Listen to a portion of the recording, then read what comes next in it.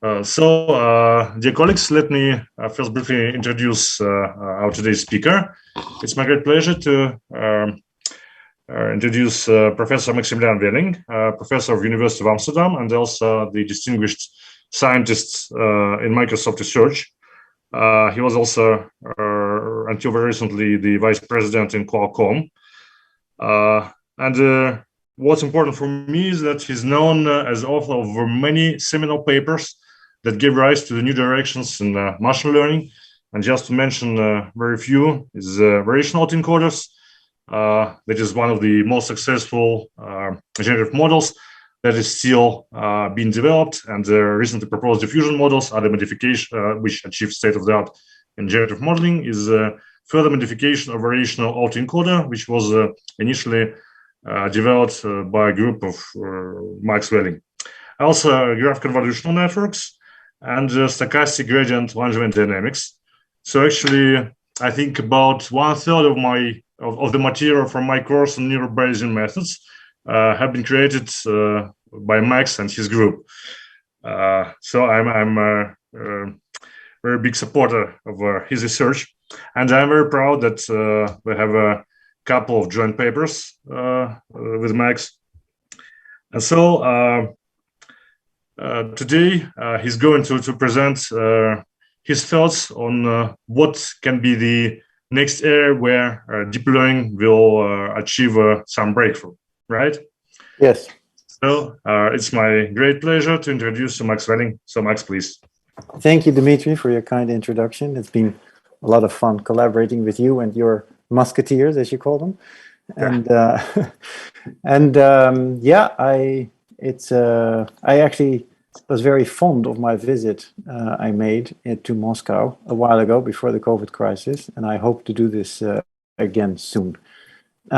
Okay, so yes, I'm gonna be talking about where I feel there's going to be sort of a new disruption happening, and it's basically in the sciences. That's the short one-liner. And so there's, of course, in the work that I'll be talking about, there's a lot of people who I have collaborated with, which are mostly all the brilliant postdocs and PhD students in MLab, but also visiting students and other faculty. And in particular, of course, Taco Cohen for his work on equivariance. Here's his thesis. It's a very nice read. Emrys Weiler has written this wonderful illustrated paper, but it's also a very, well-written paper on equivariance and convolutional equivariance. And then there's this paper by Mark Finzi, which I can also recommend, which actually has a very practical algorithm and code available for you to derive equivariant bases. And of course, there's all these people that I've worked with and the results who you will see in this talk. So the overview it's a bit ambitious, but since we have 1 full hour, I decided to go for all of these things, and of course I might not make it to the end and talk about everything, but that is okay. So I'll first briefly introduce symmetries and equivariance. Then I'll talk about graph neural networks. I'll talk about equivariant graph neural networks for molecules. And then I'll talk about some very new work on solving partial differential equations with graph neural networks. Then I'll talk about, I'll flip basically this perspective, and instead of using GNNs to solve PDEs, I'll think about CNNs as PDEs, which will then be the prelude to a quantum field theory formulation of deep learning. And I don't know whether everybody will follow, but I'll keep it short and hopefully relatively painless. And I'll talk about the actual particles in this field, in this formulation, which we call Hinton particles. And I'll then conclude. So the illustration here is one of these from Maurice's paper, and it shows how if you want to do sort of deep learning on a manifold, not a plane, but on a manifold, where the gecko here is the signal, you need different frames on each point of the manifold. And so these different satellites here are these different frames who have different kernels, which are related, by a frame transformation. And so even though you'll have different outcomes in your computer, you will still be able to relate them by a sort of a transformation between those, an SO2 transformation in this case between those. And that way you can formulate convolutions on manifolds in a sort of consistent way. Okay, so symmetries have been instrumental in physics in order to organize the equations of, basically the physical equations under a principle which is called covariance, which is basically means that if you write the equation for one observer, the equation looks exactly the same for another observer.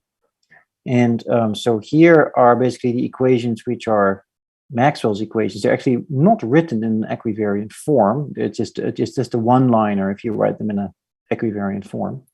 But what Maxwell realized is that the different phenomena like electricity and magnetism are related to each other by considering different observers who have different constant motion relative to each other. So an observer which sees an electric field is observed by a other observer that goes with this constant speed relative to the first one. That observer sees a combination of an electric and a magnetic field. And so it's exactly the same physical phenomenon, but described differently by different observers. And you can unify these by writing things in sort of, in this covariant way. So that's where sort of special relativity came in. So Lorentz transformations, which transform, two observers at relative speeds. General relativity goes one step beyond, and it also introduces acceleration into the picture. And Einstein basically derived the entire theory of gravity or general relativity by just considering the fact that an observer who is in a gravitational field observes things which are indistinguishable from an observer who is accelerating, let's say in a rocket. So these two observers, if they can't look out of the window, they'll just, by doing experiments, they cannot distinguish these two situations. So it's really a symmetry. It's two different ways to describe the same phenomenon, but transforming, into a different frame of reference. And that basically gives rise to general relativity. So it's extremely powerful. And in fact, the entire standard model, which is the fundamental theory for all of our physics, is also organized in these kinds of representations of groups. And so we have, quarks. So the quarks are here. So the quarks, and here are the leptons, and they are organized according to U1, SU2, and SU3 symmetries, which sort of transform these states into each other. Okay, so so this idea of symmetries, in 2016, Taco and I started to think about if that idea can also be applied to neural networks. And the idea is that, if I have a cat in my, in my left bottom corner of an image, or if I have it in the right top corner of an image, the statement "there is a cat in my image" will not change where it is, or a cat is still a cat if you turn it upside down. And the idea is to make sure that that property is preserved inside the neural network. Basically means that if you transform your image, so let's say here's the image, here's sort of, now it's on a manifold, not of an image, but here's our signal. If I convolve, let's say some kind of edge detector, I'll get this filtered image. Now I can also rotate or do this symmetry transformation, which is move the cat or the gecko to another place in the image. And if I then do the transformation, let's say in this case, it looks like this, which is basically a rotated version of the filtered image I got here. And if this diagram closes, which means it doesn't matter how I, move through this diagram, as long as I end up here, and that's the same if I take this path or this path, then I say that it is equivariance property does hold. And it works on manifolds, as is illustrated here. Now, what are the advantages of doing something like this? Well, the first one is the idea of data efficiency, which means that I'm sharing parameters in the neural network, like I would do for CNN. I only have sort of 9 parameters, let's say, per filter, instead of a number of pixels squared if I would not have that particular symmetry, translation symmetry encoded. So it's a huge reduction in the number of parameters. It also puts a lot of structure on the latent representations of your neural network. For instance, the famous capsules that will actually follow automatically from this theory, but are also in, for instance, Jeff Hinton's theory of capsules, nicely decomposes the pose of an object and the presence of an object in these kinds of capsules.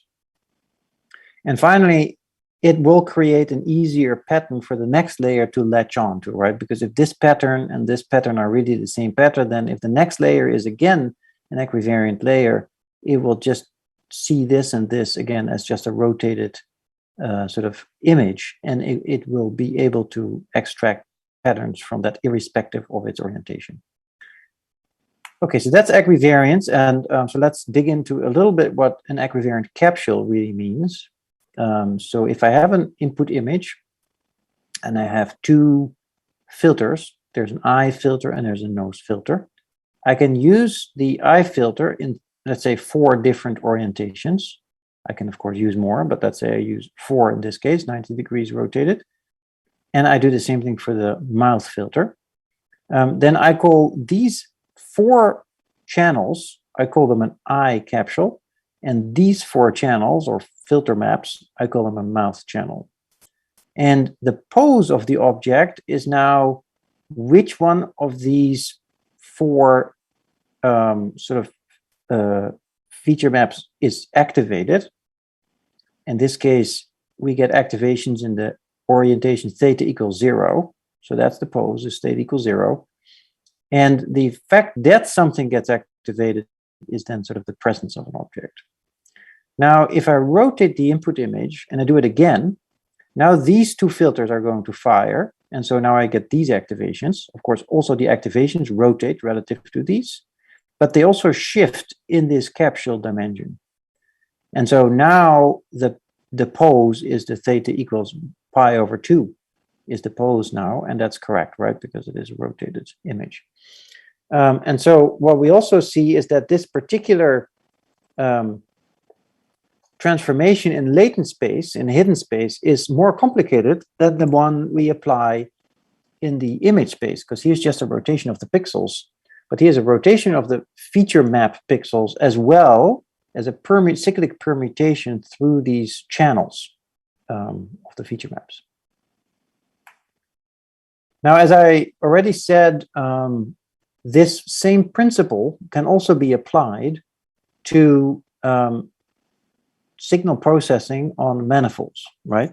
Now, a normal image has the advantage that if I take a particular kernel and I move it to some other place in the image, which I need to do for convolution, I can take any path and parallel transport, let's say, this particular filter to this location, and it doesn't depend on the path, what the final result is. Now let's look at this image here, which is a Möbius strip. So I have some kind of filter here. Now let's parallel transport it, along the sort of the surface of the Möbius strip. When it ends up here, the filter has actually mirrored itself. And of course, if I go twice around, I'm getting back to my original filter map.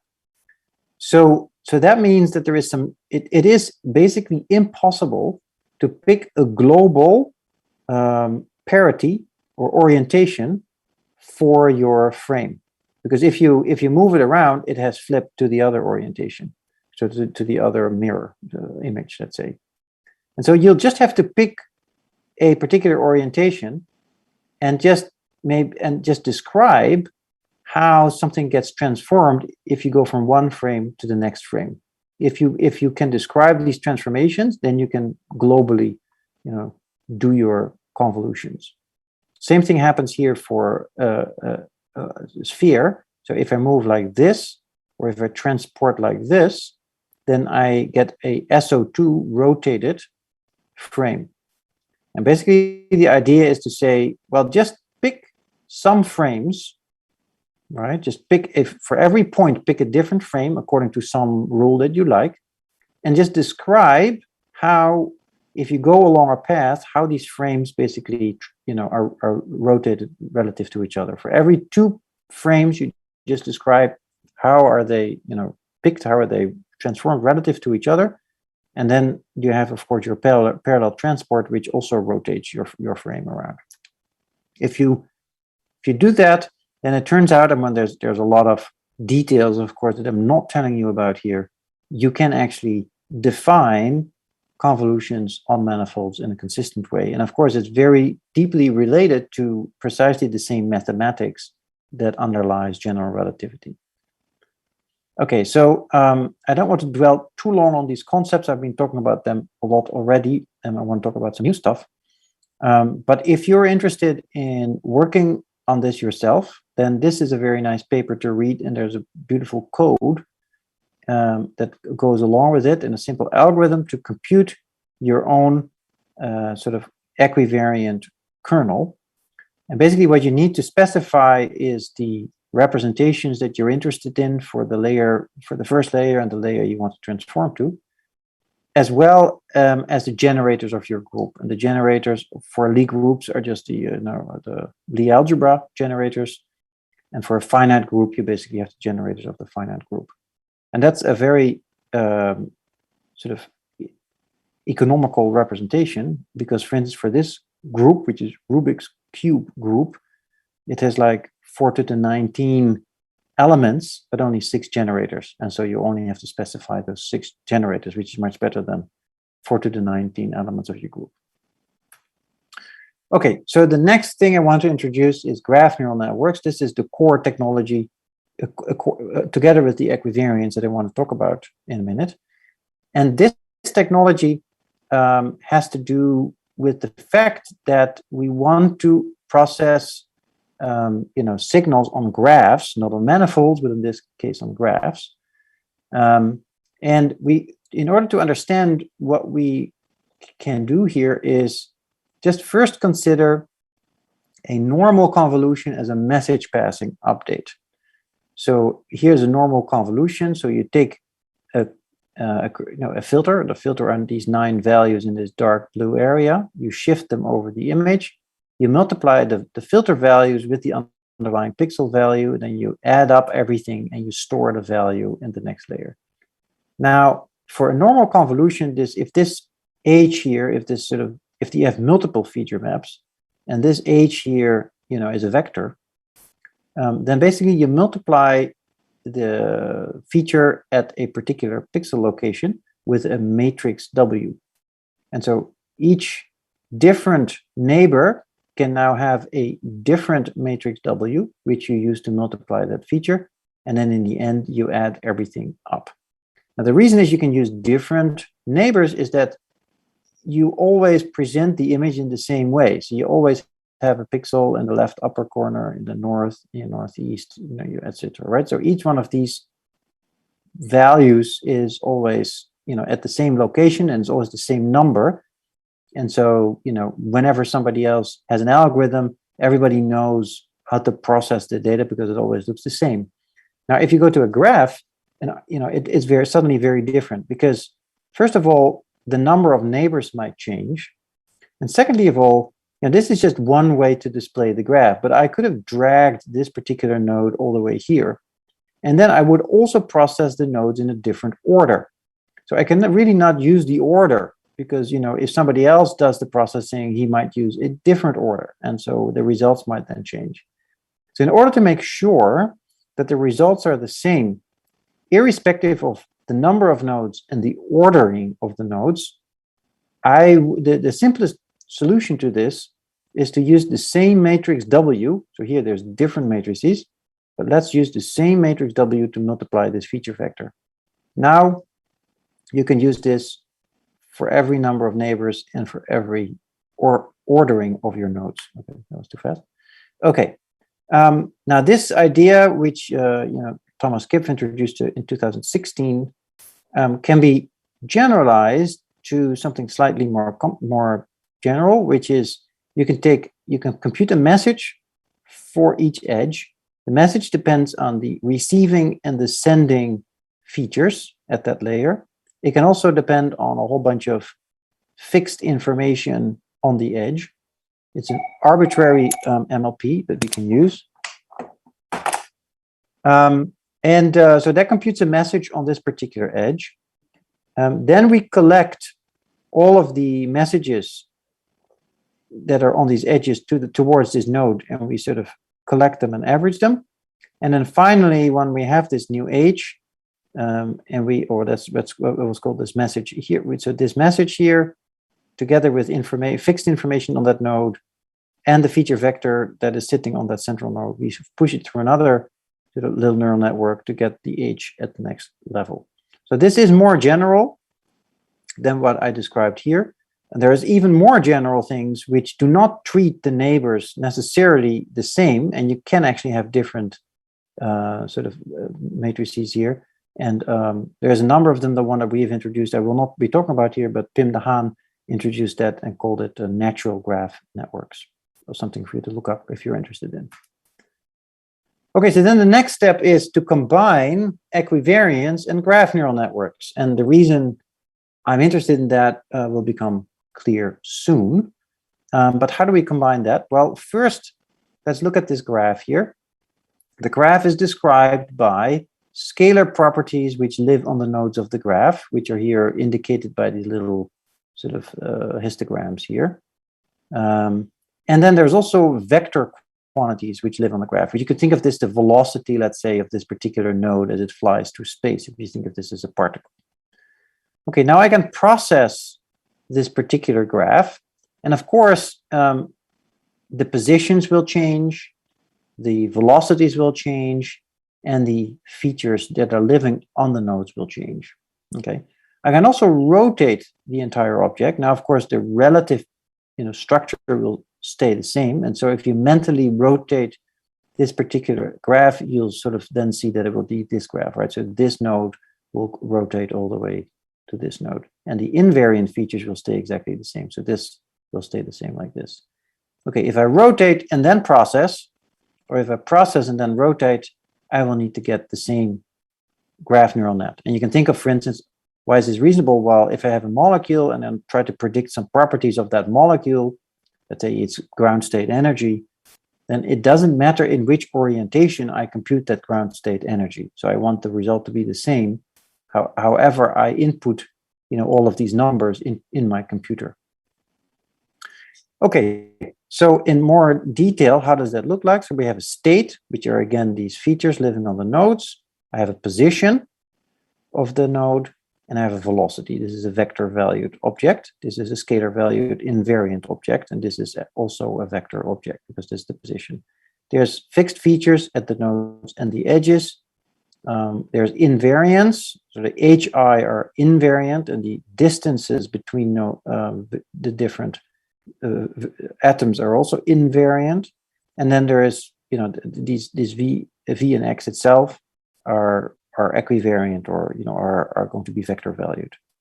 Okay, now the update is very close to what I just described for the graph neural net. I have some function that produces messages on edges, again, depend on the features on the input node, features on the output node.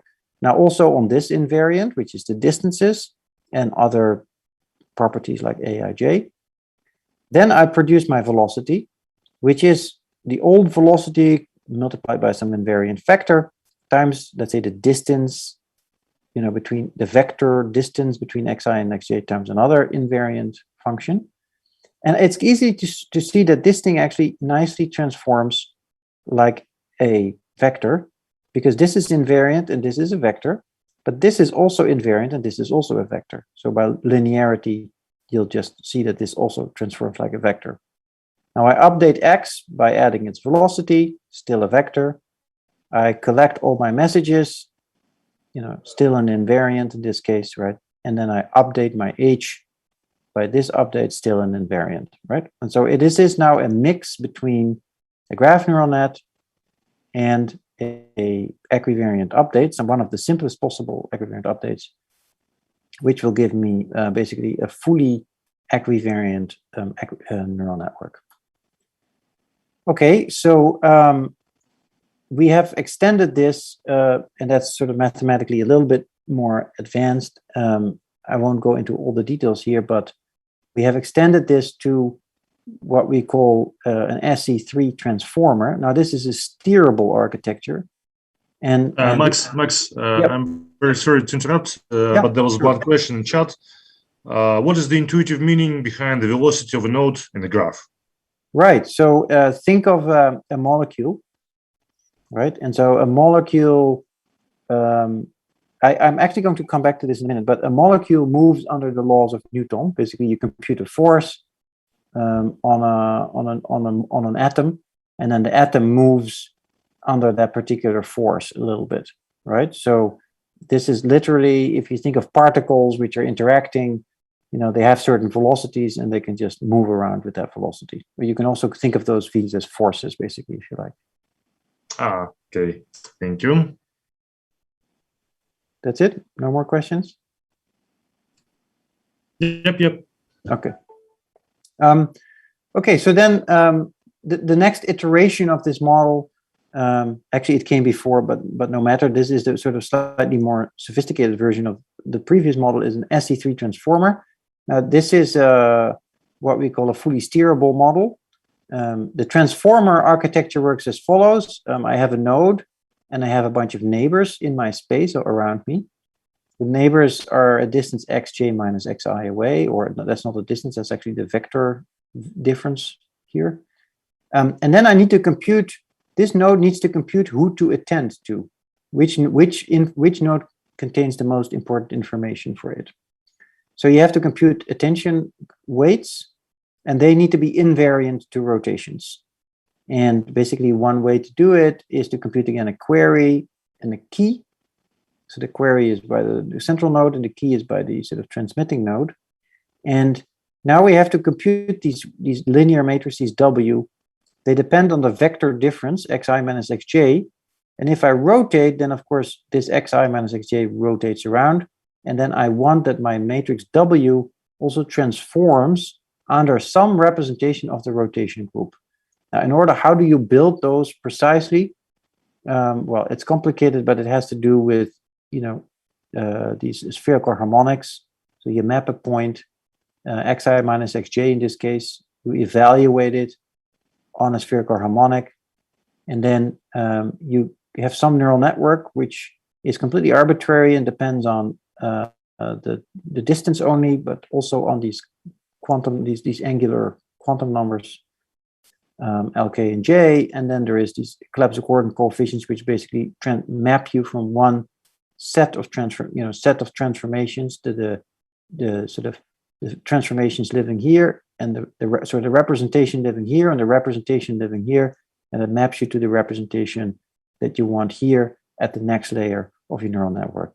Again, this is somewhat technical, but you can read it in the paper. So what you do then intuitively is you compute your attention weight alpha, which basically tells you how important that node is to you. That's an invariant. If you rotate it, these attention weights don't change. And then you transform their values, which is now a vector, which transforms as a vector, and you multiply them by these invariant attention weights. And so then you get a fully equivariant neural network. So we again generalize this in this paper.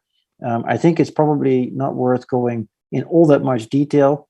So the idea, but it is a nice paper to read in the sense that it actually unifies this concept of these graph neural networks. So a lot of existing architectures are being described as special cases of this idea.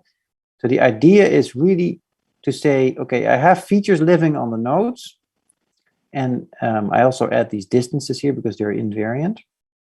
And these feature vectors, they're actual vectors under the rotation group. And then I just use an equivariant multi-layer perceptron. which are group equivariant, let's say, or steerable multilayer perceptual neural networks. And if you use an equivariant MLP, then the M that will come out is also equivariant by construction. And then basically, once you have that, you can just send messages around and the whole thing will become equivariant. It's basically, so here is one way to represent these spherical harmonic functions. There are functions on the sphere. They're a bit, they're a bit funnily represented here. But here you see the neural network nodes, as they receive messages, they'll change their sort of functions that are living on the sphere as it processes information. Okay, so why is this an interesting sort of endeavor? Well, and this now comes down to the topic that I'm truly interested in, and where I think we're going to see a lot of interesting progress in the field, and that is in molecular simulation. So I'll talk a little bit more to why this is important, but let's think about a molecule. So here's a molecule. We can think of a molecule as a graph. Different types of atoms, ions, in this graph. There are different interactions between these ions, these nuclei, and we are interested in predicting the properties of molecules and actually simulating their dynamics through time and space. Now, how does that work? It's called the field of molecular dynamics. It's basically Newtonian dynamics, which we know since the 17th century.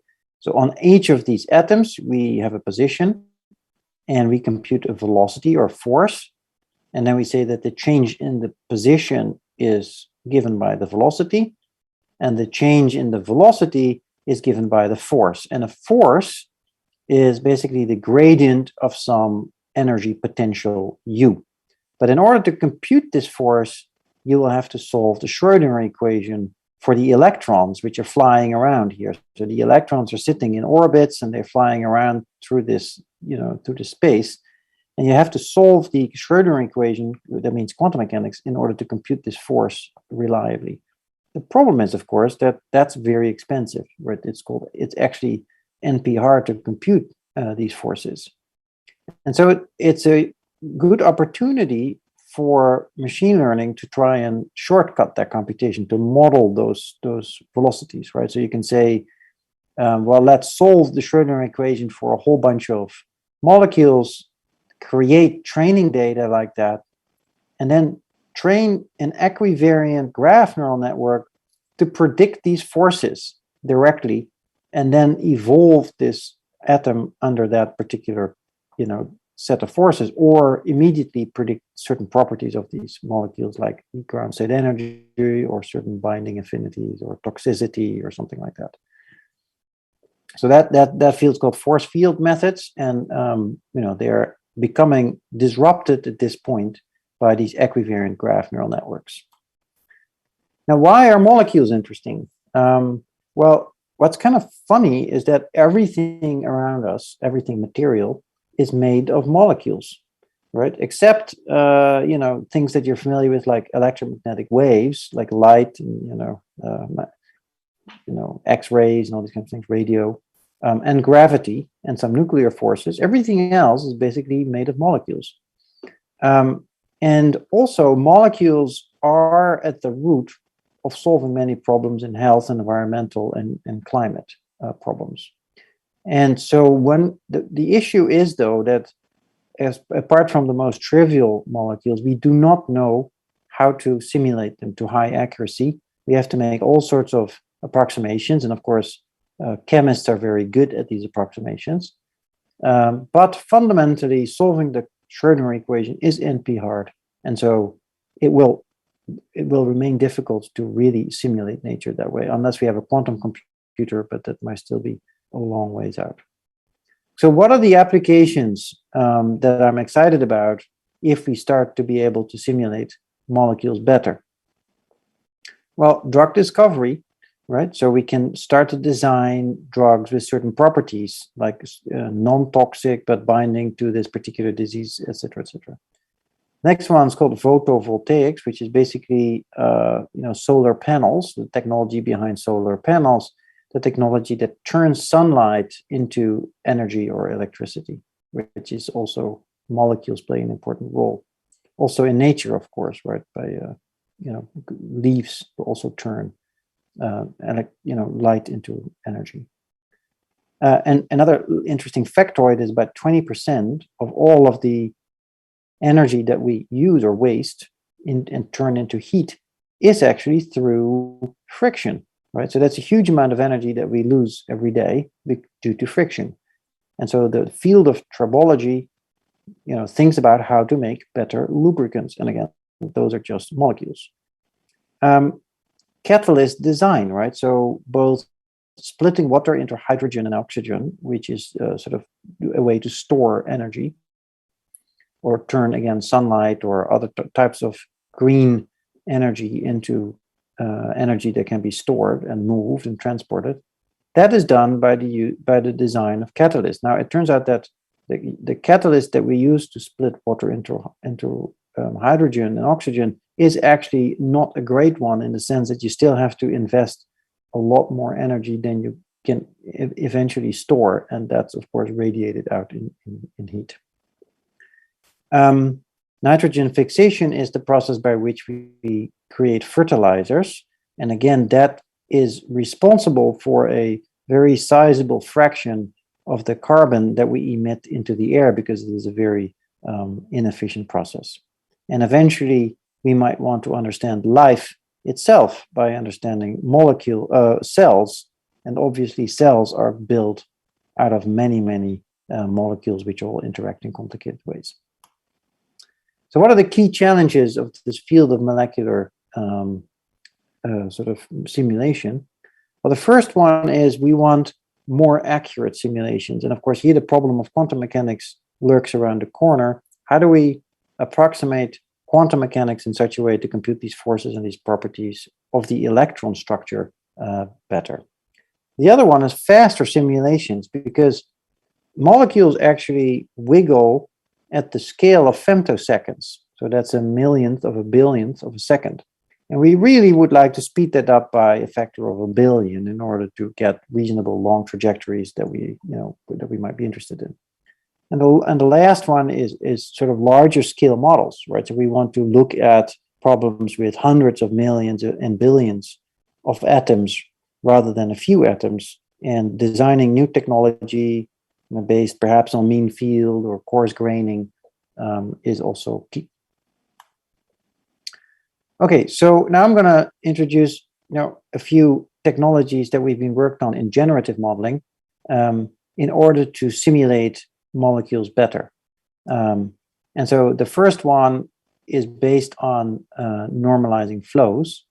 And a normalizing flow is basically you start with a sort of a simple distribution P of Z, and you have some invertible neural network F, which maintains the same dimensionality, to turn it into a complicated distribution X over X here. So here's the Gaussian, here's a bunch of transformations that turn that into a complicated distribution, and it's invertible, so you can also go back.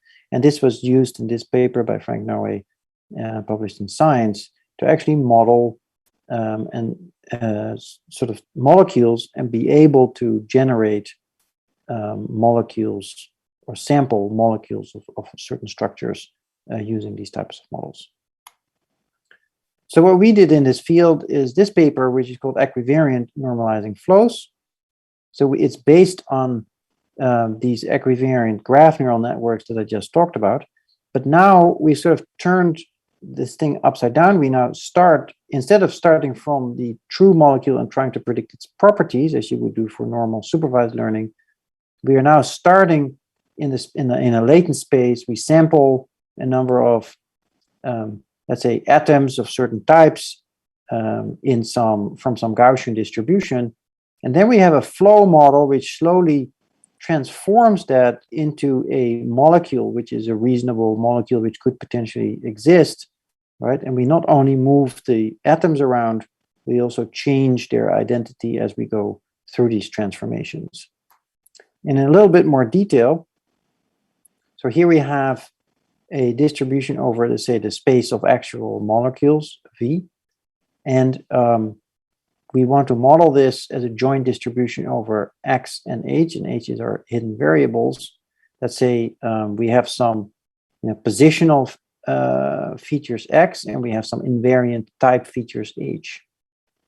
Now we are applying a transformation F to X and H, and then we know that the distribution in Z space, in this latent space, which is F of X and H, we know that in that space we can use P of Z of F of X and H times the determinant of the transformation J, right? So we have the relationship with P of V is P of Z of ZX, where Z is given by this function F times the determinant of the transformation, the Jacobian, basically, the determinant of all the derivatives. Okay, once we know this is the standard sort of transformation of densities. Once we know this, we can now write down a differential, well, an equation that updates, let's say still not differential, but let's take discrete steps. We can now write down an equation that updates, let's say, the positions X and H using our equivariant graph neural network. So that's the network that we just described. I've sort of repeated the steps that were used here. There's a slight change to increase stability. But these are the steps of our equivariant graph neural network. We put in a X at time t and an H at time t, which is at that layer of the neural network. We process it with a number of layers from the graph neural network.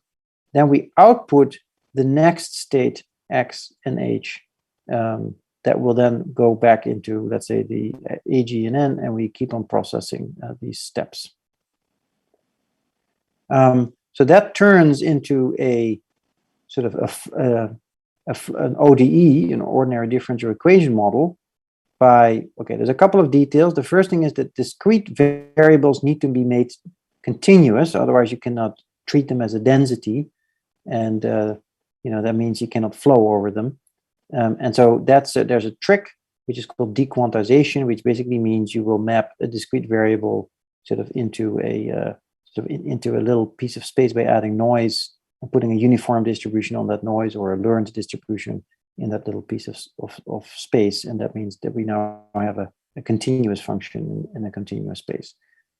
Then there is the sort of transformations, now not discrete, but now it's all made continuous. And so the flow ZH is XH plus, so this is at the end, an integration over tiny little infinitesimal steps where phi is the mapping which takes Z, over time and maps it to the next point. So this becomes some kind of a differential equation.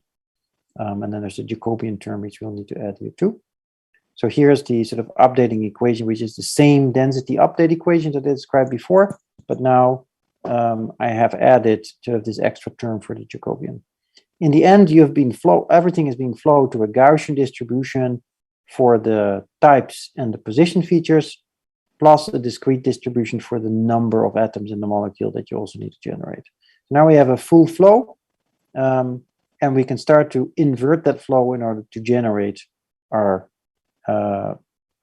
positions. And of course, we want this thing to be equivariant, which means that we have an equal probability of generating a molecule in an arbitrary orientation or position. And so here's a little GIF file that shows how that works. So here we rotate the final molecule, and here we go backward, where we would then generate in latent space.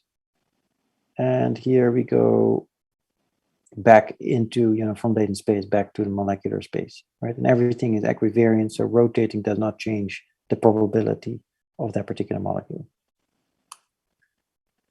And so you can show that, in fact, doing this in this somewhat sophisticated way will give you a huge boost in terms of log likelihood of the molecules that you generate relative to earlier attempts in this direction.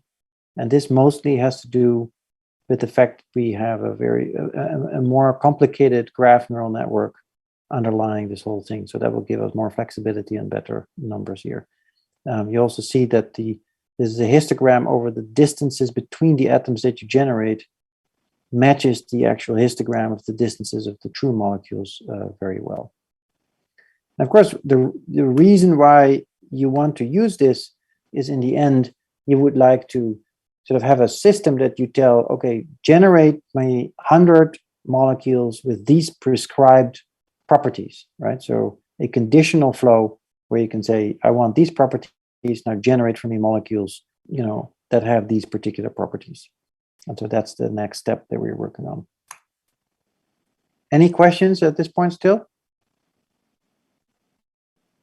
No, I'll just keep going. Yes, there are a couple of questions. Just a minute. So the first question is, how good are non-equivariant models at learning equivariances from scratch? Yeah, so I think there's a clear advantage here, because first of all, generating data in these molecular spaces is very expensive. If you have a lot of data, eventually you can learn it, but it's also a rather obvious, I would say, inductive bias that is actually true, right? I mean, nobody doubts that the properties of a molecule, if you rotate it around, are going to be any different. And so this is something that's almost, you know, mathematically true. And so it's a waste in some sense not to put it in. But it's always basically you have to measure how many data do you need in order to learn it. And I think you'll need, you know, there's a lot of rotational angles. So I think you'll need quite a lot more data in order to learn this, you know, this equivariance. Of course, you can do data augmentation.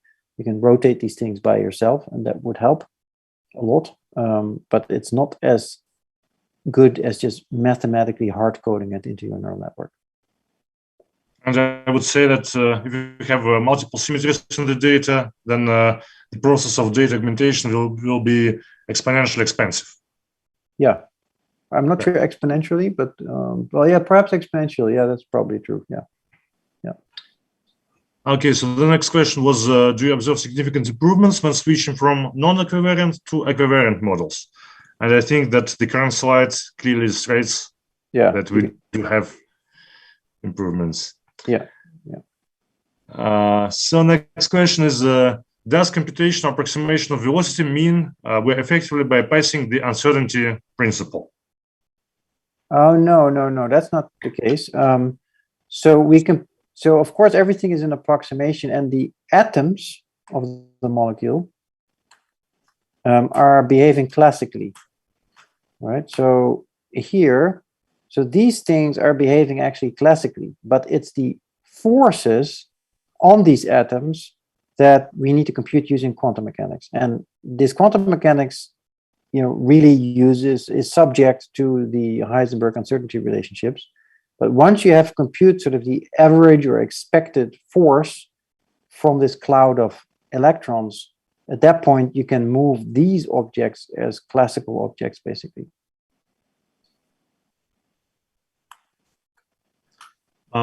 Okay, and one more question. It's not clear whether you have a topological or 3D objects. So by topological, it means graphs with labels on vertices and edges, or you have 3D objects. Well, these are 3D objects, and you know, also topological information on them, right? So we have type information, we have connectivity information, who is you know, interact, which atom is interacting with which atom. But we also have their 3D positions and velocities, which makes it a geometric object. Okay, many thanks. So please continue. Oh, yeah. Okay, so this is now going in a slightly different direction. So here we're going to talk about partial differential equations.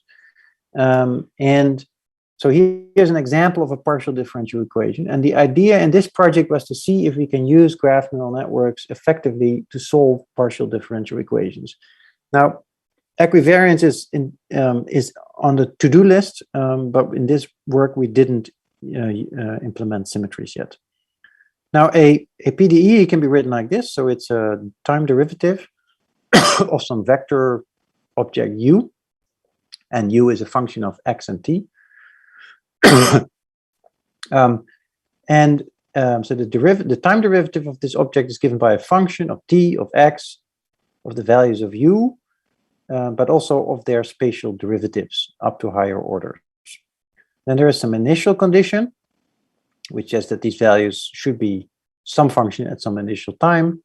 And there's some boundary conditions which say that at the boundaries of our space, we either, the function needs to go to 0, or maybe the derivative has to go to 0 or something like that. Now, there's also some special, somewhat easier to treat class of PDEs, which is given here, where these terms here are given by a divergence of some kind of flux term J. And if you use sort of the Gauss theorem, it says that the total, you can rewrite the integral over a divergence as a surface integral of basically the inner product of the vector field with the surface normal. And this basically says that the change of U in a certain region is given by the amount of stuff that flows in minus the amount of stuff that flows out, right? So that has a very geometric interpretation where the total amount of stuff needs to be preserved. So you can, in other words, you cannot just remove, there's no sinks or sources in here where stuff gets created or destroyed. So we will be studying this particular PDE, which, well, looks complicated, but, it has a bunch of, derivatives here on this side. And it has a driving function, which is a sort of periodic function. And an initial condition, which is basically a peak at 0. And you can just identify special cases, for alpha, beta, gamma equal to 0, eta, 0, you get the heat equation. For 1, eta, 0, you get Berger's equation. And 6, 0, 1, you get Korteweg-de Vries equation. So the way we are going to solve this is the way you would think you would solve these things, which is you have some forward function A that takes in your current set of values at time t and a delta t, and then it predicts for you at t plus delta t what the values are going to be. And then there's a loss function, which basically says you have a predicted value at time k plus 1 by taking the state at k and projecting it one step forward. And then you want these two things to be the same, so you design a loss function around it. And of course, uk and uk plus 1 given uk, you want to sample them from the distribution of actual solutions to the PDE. Now, there's one trick which there's a couple of tricks, but the one trick which makes this thing a lot faster is temporal bundling. So instead of trying to predict, one time step into the future, let's say from a bunch of time steps in the past, we actually predict k time steps into the future all at once. And so that will make the whole thing a lot faster. The total model is a GNN. It consists of a number of steps. The first step is you take your values u at a node I for k time steps into the past, plus the position, plus the time, plus the parameters of your PDE if you know them. And then you have some neural network that computes features on each one of these nodes. So it produces these features as a neural net. Then you do some message passing using a GNN on this graph. So this could be made equivariant quite easily, but we haven't done it. Which is, you take, in this case, the difference between the feature vectors which were produced by the neural net, the difference between the U values that you're trying to predict, the difference between the positions and these theta. That's the message that you're going to compute inside a regular graph neural network. And then again, you collect them, including the features f, and you update the features to the next level, right? So this basically does graph neural networks to produce very sophisticated features f on each one of the nodes. And then once you have these features f, you then stick them into a final layer to predict sort of the increments for your feature values u. And you do a bit of a convolution over time to smooth the signal out. And then you update the u's to the next layer. And then you repeat. So now you have your new use, and you go back into here, you compute your new feature vector, you initialize your feature vectors, you do graph convolutions, you do a little bit of CNN to predict your UQs, and you rotate through this thing. And so this is you progressively forward integrate your GNN. Now, there's one important trick, turns out, which really improves the results, which is that as you shouldn't be training on ground truth all the time, because the problem is, as you are going to forward predict, you're going to make little mistakes. The mistakes are going to accumulate. And so after a couple of states forward, the distribution that you'll be encountering is not the distribution of the true solution. It is the distribution of what you have predicted. And there's going to be slight errors. And what you want is you want your algorithm to be trained on that distribution, which it will encounter into the real, when it's being tested. Now, the trick is very simple.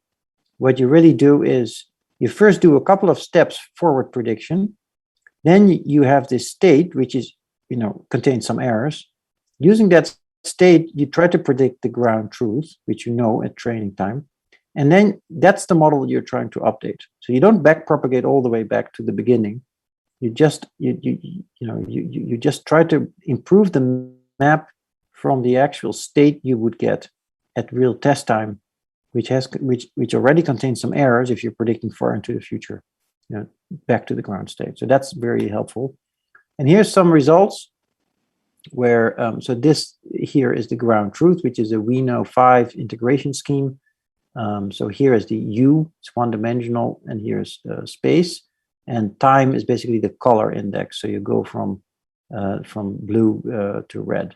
You see that what happens is that it will actually form these shock waves, which is what you have in these Burger's equations. And what you also see is that the prediction of the GNN is almost perfect relative to ground truth. So it learns how to solve this, and this is way faster than this one, right? You can go down with the number of you make the model more and more coarse-grained, give it less information, and of course it will start to make some errors if you're coarse-graining the thing.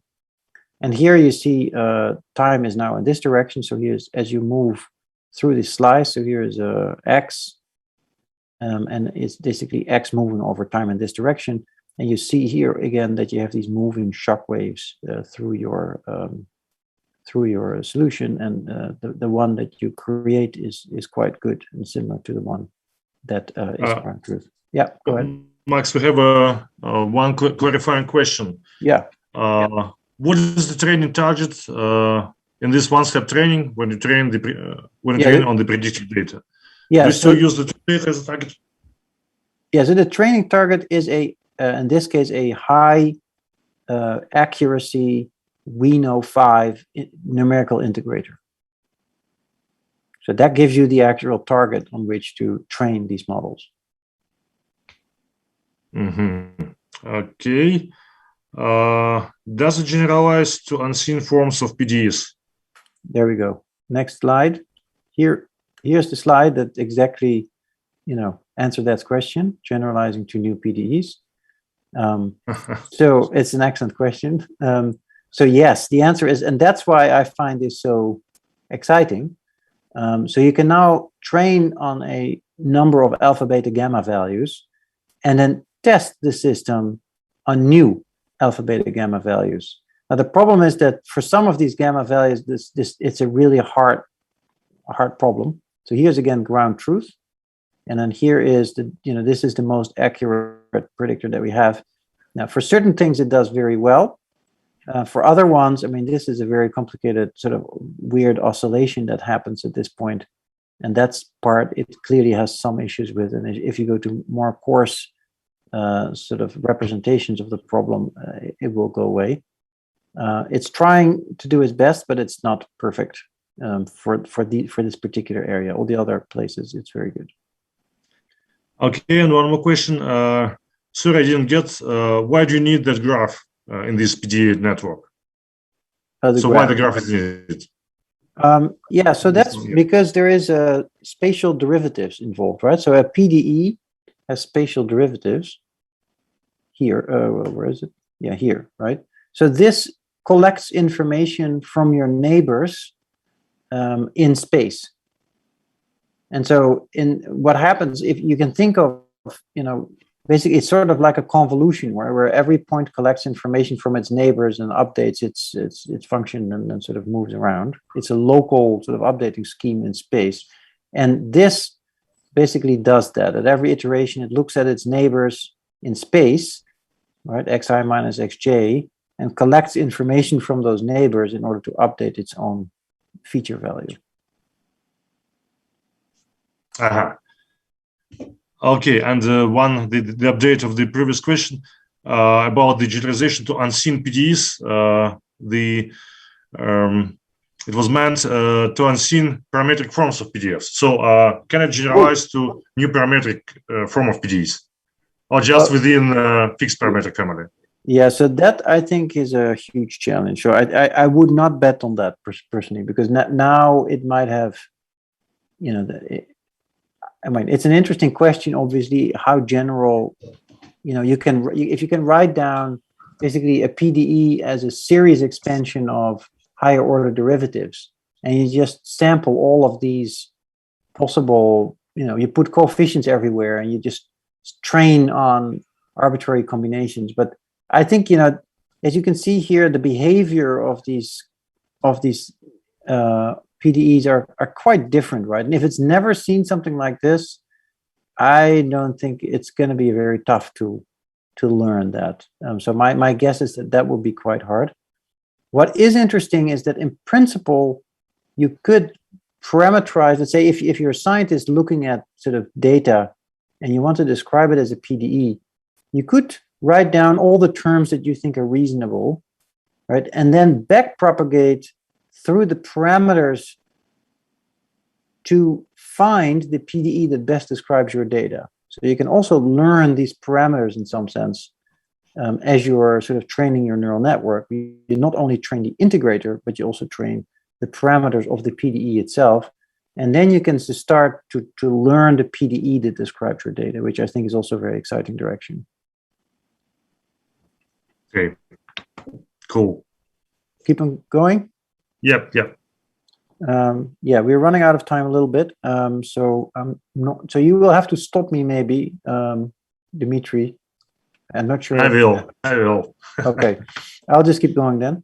Right, so here's another example of a two-dimensional problem, Navier-Stokes, and again, this seems to be working fine. Okay, so then the next step is to turn this problem around, which is to say we just looked at how to use a neural network to integrate a PDE. Now we're going to look at how to view a neural network as a PDE and how to use that to learn neural networks better.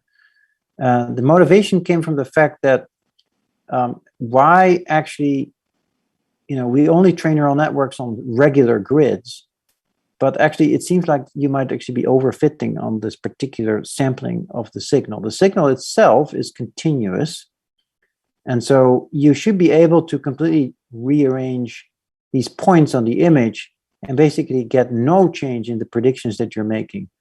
Well, currently, from a normal neural network, if you change this grid, you will not be able to make any predictions because the computer won't just eat it. It will just not run, right? And so this is what we basically wanted to change. And so the idea was to say, well, the F is the layers inside the neural network, and T is as we go deeper into the neural network. So we're going to look at the change of our representations in our neural network, and we're going to describe them as a PDE. We have some differential operator, spatial derivatives that acts on F, and then that's going to describe T. So, and the solution to this, actually, there's some initial condition. The solution to this formally can be written like this, but it's really a convolution. So if you write out what this actually means, you can solve it using Green's functions, and you'll find that it's really a convolution. That is the answer to this. And so basically the idea is to say, okay, let's take any input data discretized in any particular way. We will first fit a Gaussian process. So here's a Gaussian process in one dimension. You have a bunch of points, and we fit basically a non-parametric function that basically looks at the correlation between points on the x-axis, and we want the y values to be correlated for values of x that are close by. So you get some mean function, and you get some uncertainty function, sigma function. So that's what we have here, the mean function and the sigma function. And now what we defined is a PDE on this representation, so that both evolves the mean function as well as the standard deviation function. And anyway, you can do this, you can backpropagate through this, you can make predictions with this, and this is what we did in this paper. What I really want to do is to make now the transition to quantum ML. I was interested to see if we can formulate in a nice way deep learning as a sort of a Schrödinger equation. And well, the first guess was, well, we already know how to view deep learning as a PDE. Now, the Schrödinger equation is a PDE which is extremely similar, right? Which is, I have some field psi, and the derivative of psi is given by minus I, which is an imaginary number, times h bar, times some operator which has spatial derivatives in it, times the wave function psi. And then we say that psi at time 0 is equal to some initial condition phi. So that's very similar, right? So here we have the old equation that I just wrote down. And here's the initial state.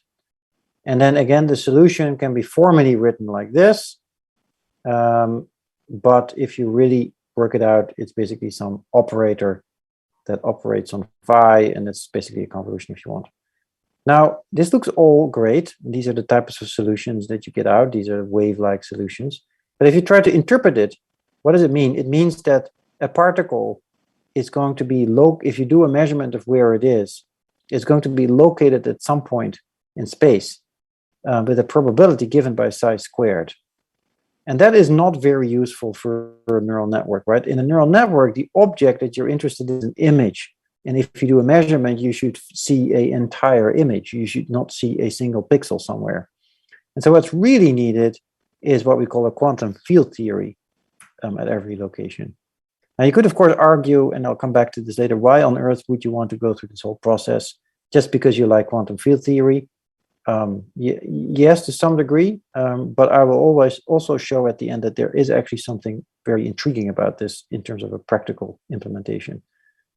So the way to think about quantum fields are as correlated dynamical oscillators. So a classical field is just a bunch of numbers on a grid, potentially with uncertainty. If you do a Gaussian process, right, then you also have an uncertainty at each point. Now, a quantum field you can think of as basically a bunch of oscillators at each point. So each point there is a dynamical oscillator. It moves, this thing moves up and down with a certain frequency. It's coupled to its neighbor. And if you integrate over time, and you figure out where is this point as it wiggles up and down, you'll see some nice Gaussian distribution. In this case, the Gaussian distribution is in phase space, so there's velocity and position. And you'll see some nice Gaussian distribution of where to find the particle at what velocity. And the whole thing, the whole joint distribution is also a Gaussian distribution for all the particles and all their velocities all jointly. It's called a Gaussian quantum field. Yeah, and so, but okay, so then the interesting thing is that why is this ever quantum mechanical? Well, the quantum mechanics comes from the fact that you cannot squeeze this Gaussian to something that's closer to a lower limit, and that's the Heisenberg uncertainty equation. You can squeeze it like this, and then you can compute the position very accurately, but not the momentum. You can squeeze it in something like this, in which case you can do the momentum but not the position, or something like this, or a circular blob, but you cannot squeeze it to a single point. Okay, so this is a bit technical, and perhaps it's good to maybe skip it, except for the fact that, so here's again this blob in pi phi space. And just think of every point here as an oscillator that sort of wiggles up and down and affects its neighbors. And so you can think of this as an oscillator, and so as you move the oscillator, you move through phase space. So they all, connect to each other, and they sort of produce waves through this space. It's of course that the interpretation of these waves is tricky, and there is all these weird things like these Heisenberg uncertainty relations, which makes these things quantum mechanical. Anyway, the neural network is somewhat similar to the Gaussian process that I just described. So you have some joint input space. So here's some input image. We now encode it, as these Gaussian blobs. At every position, we have a Gaussian blob where things oscillate up and down. That's a state that we represent this input with. Then we have operators, which are linear layers, which can turn this Gaussian blob into any other Gaussian blob by linear operators. You can squeeze and move and rotate and these kinds of things. And these things you can actually implement in optics. And then finally, there's also a nonlinearity, which we implemented also as a unitary transformation, which is basically something that looks a lot like a ReLU, where you sort of take off a certain piece and squash it to zero, and then you have some sort of half blob left over, and that's the nonlinearity that you can implement within quantum mechanics as a unitary transformation. Anyway, so what we in the end wrote this paper. It's at ICML. It's the Hintons in your neural network, a quantum field theory view of deep learning. It looks fairly ridiculous, and if you think about this particular picture, of course there is some humor involved, but it's all it's all, the mathematics isn't wrong. But okay, so you basically can identify particles in this neural network, and the particles, we call them Hintons. And you can have creation and annihilation operators for these Hinton particles, and you can do things like Feynman diagrams and all these kinds of things. So that's just a way to represent these internal states of a neural network. But in fact, there is a implementation in an optical quantum computer that does exactly the way that we described. So you have lasers, and these lasers produce these Gaussian states. You can have gates which transform these Gaussian states, in the way, by squeezing and rotating. You can implement these nonlinearities to make the states, more interesting and even more quantum mechanical and weird than the ones that the Gaussian states themselves. And you can keep through these things. You can backpropagate through the system. We implemented all of these things, and then you can finally, do a measurement at one of these channels, and you can train the system to have a high probability for a measurement at the right class. So these things can be implemented in hardware in the future, I guess. And we sort of, the math works out quite nicely. Now, what this all means, I don't know, but it was a lot of fun working on the project. Okay, so to end, I just want to say that we might be looking at a new paradigm in modeling. In the old days, we would have, when we build an airplane, we would first try and fly and then see if it crashes. Then we would design them and put them in wind tunnels and collect a lot of data and build our models that way. These days, we build everything in silico. And of course, the computational cost of doing it this way is exponentially rising, but then of course we have Moore's law, so we can actually do it. Now, in molecules and materials design, we get very similar things happening. So we first, chemists, they just try a whole bunch of things, they make it, and they see how, what the properties of that material are. Then we are collecting a lot of data and putting these data into models and try to predict properties, of the models, of the molecules based on that data. And finally, we are now moving to an era where we are actually modeling or simulating the actual molecule, the physics of the molecule in a computer. And obviously, the computational complexity of that process is expanding fast. What we really need in this space of chemical engineering and material science is to build ourselves a new microscope, right? The physicists have the LHC, here's the Atlas detector, or the other detector, I forgot, one of these two detectors. And here's sort of where the particles, fly, and they clash here in this point. And then, if this collector closes, these are being detected here. Of course, the astronomers have their own radio telescope arrays. This is the SKA. which hasn't been fully built yet, but it has parts in Australia and parts in South Africa, and they all connected to become a huge telescope. What we want to do in the space of material science is to basically build a sort of microscope to look into matter by doing molecular simulations in the cloud. And so I feel that it's a very apt time to move into this field.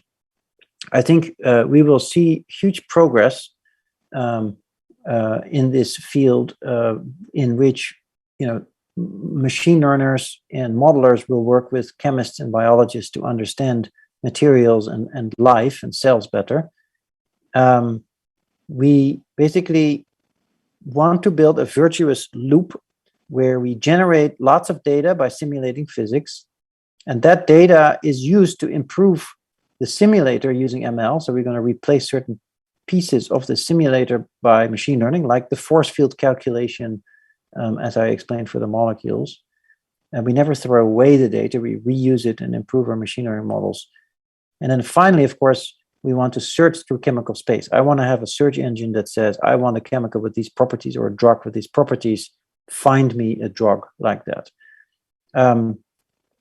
I think the possible upside of all of this is a lot of fantastic applications in sustainability, like carbon capture, hydrogen production, fertilizers, biodegradable plastics, as well as in health, like new vaccines, antibiotics against resistant bacteria, and immunotherapy to fight cancer, right? And why I feel this is this time to move into this field is because there's a whole bunch of things which are converging.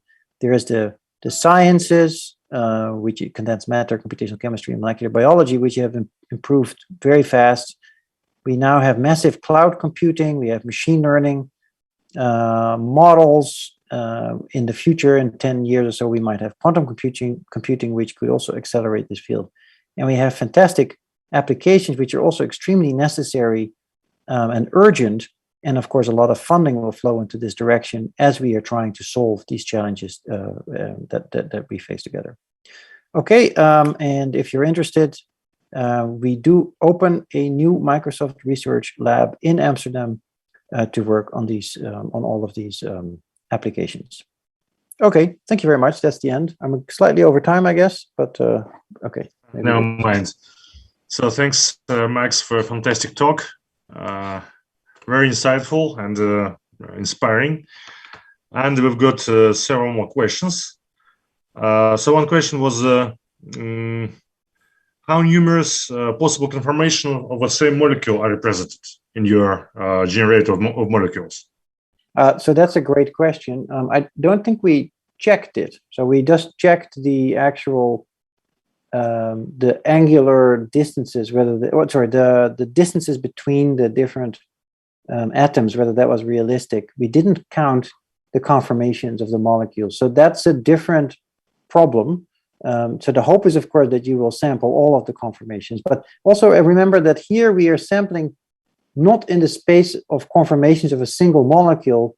Here we are sampling in the space of multiple molecules, right? So we just say generate molecules with different numbers of atoms, with different types of atoms that that have certain properties, perhaps, or something like this, right? And so if you sample the same molecule twice in a different conformation, that I think that's probably not so likely. Mm-hmm. Okay. Next question is about, again, using of normalizing flows for discrete variables. So we know that normalizing flows are typically better in approximating discontinuous multimodal distributions. For the molecules, this would mean that some weighted vectors would correspond to unphysical molecules. Do you treat this problem somehow? I'm not sure I understand the question completely. So can you repeat it? Because yes, sure. So the author first postulates that normalizing flows are typically better in approximating discontinuous or multimodal distributions. Okay. Then he asks, for the molecule modeling, this would mean that some weighted vectors would correspond to unphysical molecules. Do you treat this problem somehow? Ah, you can see the connecting bridge and show an animation with the moons. Yeah. I see. So the problem I think that's being described here is that a normalizing flow must be continuous, which means that if you have two modes, it will sort of try to connect with a thin sliver of probability, these two modes. And I actually agree with the author. And I think the best way to tackle it is to use something like survey flows or stochastic normalizing flows, which is a mixture between, in normalizing flow, which is an invertible transformation, which has this property, and a stochastic transformation, which is like in the VAE. If you have a stochastic transformation, you can create two modes without any problem, right? I think that is better because, of course, a normalizing flow really tries to connect all these modes. And if you have a highly multimodal thing, that's going to be tricky. And so I think it's better to also include stochastic transformations in the flow, and that would probably we haven't seen it, observed it as a huge problem, but I think it's still not precisely the right inductive bias, I feel. So I think this could be improved. Yeah. But I guess that if we include stochasticity normalizing flows, we'll obtain something pretty close to diffusion models. Yeah, that's right, and that's what we're working on right now. We're doing diffusion models now. That's right. Not only you. Yeah. Yeah. We're also working on. It's going to be a race, Dimitri. I think at some point we'll need to join the efforts. Yeah, that's a good idea. Because we also have some interesting ideas. Okay. Anyway, cool. Could you please explain in more detail how the graph is constructed from the input data? How the edges are defined? I think this question is related to PDE solver. From the input data. So when, for the PDE, for the PDE solver, it's just or even for the molecules, it's you take a region of fixed size around you, and you might vary that size and check what is the best size for you. But it's basically Euclidean distance. Everything within a certain distance you are defined to be your neighbors, and everything that's out of that distance are not defined to be your neighbors. No. Okay, next question is about ununiform time grid. So the PDE models you presented seem to work with the uniform time grids. What about non-uniform time grids? And also, what do you think about continuous time PDE solvers, PDE models? Okay, thank you. So the media seem to work with uniform time grid. Yeah. So I don't. Yeah. So it's actually not necessarily a uniform time grid because we do predict. But I guess it's a fixed time grid at this point. But you do predict for the different times in the future. You predict the new value, and then you multiply it with delta t. So I think you could, if you would like to have, let's say, more points in the beginning and less to the end, you can just train your model with that, and so that's not a problem at all. The framework will support it. Now there is an interesting question of if you train on one grid and then test on another grid, how good that will be. And of course, that will be a bit of a stretch, I think. But again, there one could do tricks like, I guess the convolution is helpful a little bit at the end, but I think you could do the same trick we did for the Gaussian process neural network. You can try to fit through the points that you predict some kind of function, a non-parametric function, and then use, interpolate between the points. So I think there's ways to do it. We didn't do it, but I don't think it's very complicated to generalize that.